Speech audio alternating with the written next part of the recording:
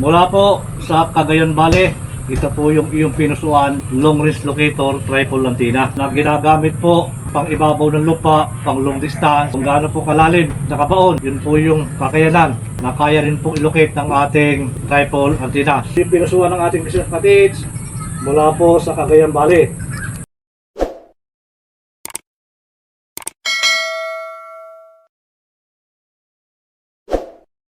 Mula po sa Cagayan Valley, ito po yung iyong pinusuan long range locator triple antenna.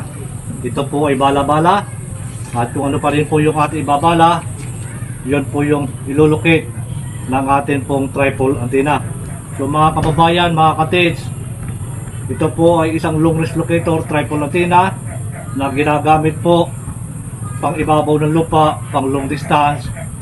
At nakadepende na po yan kung gaano po kalayo yung nalulukit po ng ating triple antenna. Yun po yung kakayanan na kaya po niyang abutin. So sa lalim naman po ay walang estimate na lalim kung gaano po kalalim yung nakabaon.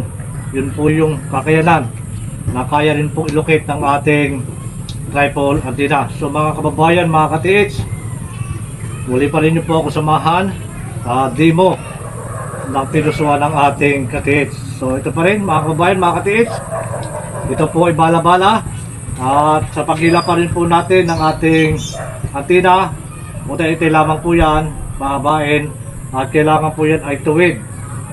At higit po dyan, itong dulo, itong pang ibabaw, hindi na po ito pwedeng hilahin nyo ng ganyan. Kasi niya, pero mga katiits, mga kababayan, sapat na po yung ganyan lang siya kahaba. At kailangan hindi na po yung pahabain.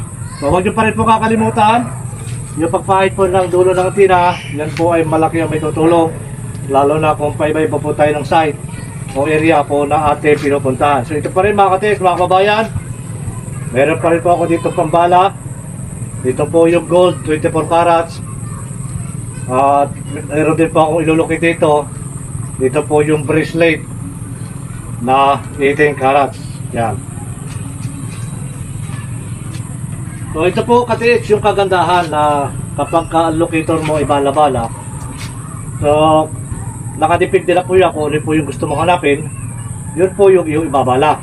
So mahalaga din po na pinapaabot ko na pagka manual na locator ay mahalaga po na dapat yan ay balahan. Hindi po pwedeng hindi babalahan. At kapag hindi mo po siya binalahan, volume po ng tubig ang kanyang nilocate. Isa rin po ito sa ginagamit ko, lalo na kapag may mga kababayan tayo na gusto magpa-locate ng volume ng tubig. So mag-isa sa mga bukid, yan tayo ng water pump, o mag-isa sa tabing bahay na tatayun po nila na flowing. So pag ginagamit ko po itong mga ganitong long range locator triple antenna, maging sa single antenna, maging sa dowsing rod, kasama po dyan ang Japanese orometer at Japanese one. So yan po yung ginagamit ko. Epektibo po mga kababayan. At yung tubo, pag ibinaw sa lupa, pag inilocate po ng ating locator at hindi po siya binalahan, volume po ng tubig ang kanyang ilolocate. At kapag natayo na ng tubo yan, so kusa na pong lumalabas yung pressure ng tubig galing po sa ilalim ng lupa. So ito pa rin mga kababayan, mga katits, mahalaga pa rin po na paggamit pa rin po natin ng isang pirasong triple antenna ay muli ko pa rin pong ipinabot mga katits. Kapag isa lamang na triple antenna ang iyong pupusuan, mahalaga po na dapat tuwangan mo siya ng isang single antenna para magawa po nito yung magagawa po ng ating dalawang pirasong single antenna. So yun, at kailanganin mo na lang po yung orometer.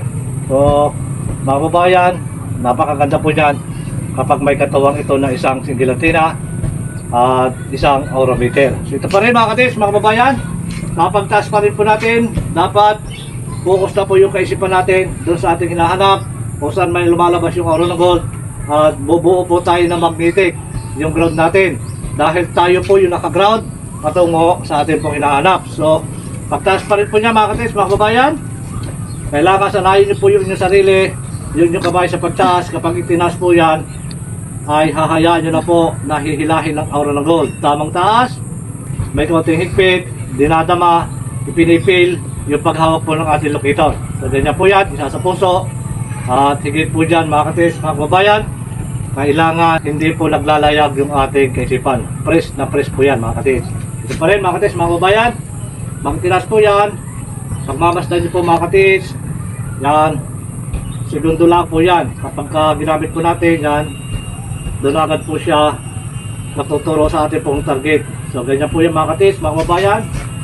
Yan, ito po yung kagandahan na kapag manual, kapag bala-bala po yung pinusuan, kahit magbala ka ng diamond black, ay magagawa po na ilocate o hanapin po ng ating locator.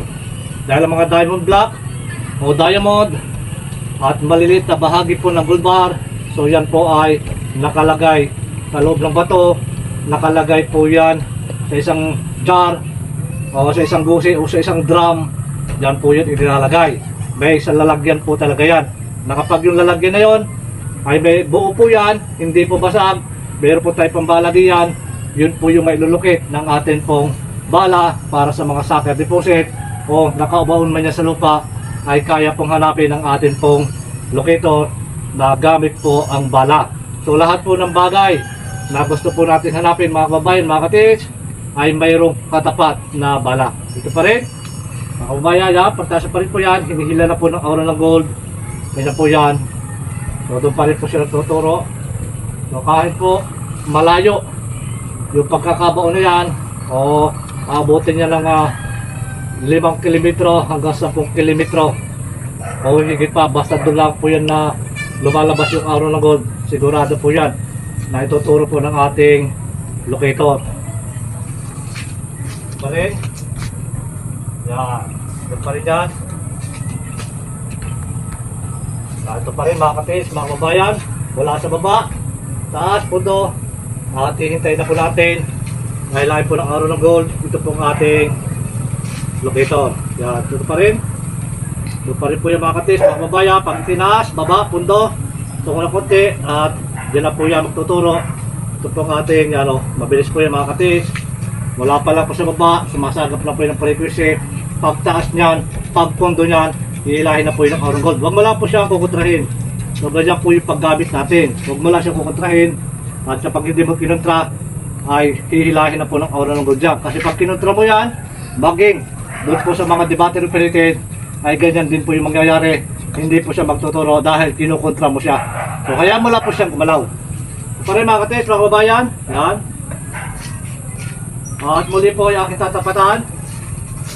Ito pong ating inilulukit. So yan mga kates, pag tinapatan po yan, mahalaga po na dapat tatapatan po natin yung loob ng aura ng deteksyon ng gold, kung ano po yung nalulukit natin, kung ano po yung binala. Kasi pagka nasa labas po tayo ng deteksyon, so kapag itatapat lang po natin itong antina, itong puluhan, hindi po yan iikot, nagtuturo pa rin po yan dahil nasa labas po tayo ng deteksyon. Pero kung malaki po ang deteksyon yan at tayo nasa loob, sakop na po ng deteksyon tayo ng aura ng gold, so iikot na po yan. Yun po yung muli kong ibinabahagi na sana ay matutunan yung mga katiits, dahil pinag-aralan ko lahat ng deteksyon o tatapatan o hindi kung nasa labas tayo o nasa loob. So mga kababayan, mga katiits, yan, at pag tinapatan po natin yan, so magiging maluwag po yung kanyang pang-ikot, magaan.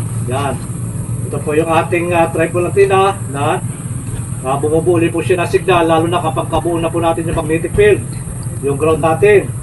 So maluwag po yung kanyang pag-ikot, hindi po mabigat, hindi po siya nahihirapan. So ganyan po yung pag-ikot ng ating triple-antenna, na tuloy-tuloy na po yung kanyang pag-ikot, lalo na kapag buo na po yung frequency natin. So mga kababayan, mga katiits, yan, ito po yung pinusuan ng ating katiits mula po sa Cagayan Valley, isang locus locator, triple-antenna. So hindi po natin may iwasan yung pagkawig kasi medyo may bigat po ito, mga katiits, mga kababayan. So ito pa rin mga katiits, mga kababayan, mahalaga na dapat po nasa loob tayo ng aura ng gold kapag tayo po ay magpapaikot. Kapag ang paa natin ay nasa labas ng aura ng gold, nasa labas ng deteksyon, ang locator po ay natuturo pa rin, hindi po yan ikot. Parang mahirapan po umikot yan kung pipilitin mo at itatapat mo lamang po itong handle sa kung nasan po yung aura, nasa labas po tayo, hindi po yan iikot ng maganda o mabigat yung pag-ikot niya, hindi po malambot.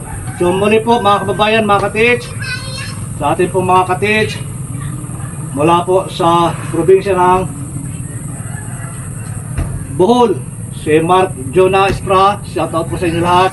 Welcome po sa aking YouTube channel. Ating po mga katits diyan. Maraming salamat po sa patuloy na panonood po ng aking mga in-upload na video kay Mark Jonah Espra ng Bohol. Shoutout po sa inyo sa Baguio City, lalo rin po sa Davao de Oro, Negros City at Negros Oriental. So sa lahat po ng ating mga katits sa buong Pilipinas, sa buong mundo, maraming salamat po sa inyo. Shoutout po sa inyo lahat. Dalangin ko na pagpalain po tayo ng maraming biyaya at higit po ang isang magandang kalusugan. Maraming salamat mga katits. Mabuhay po at God bless you all.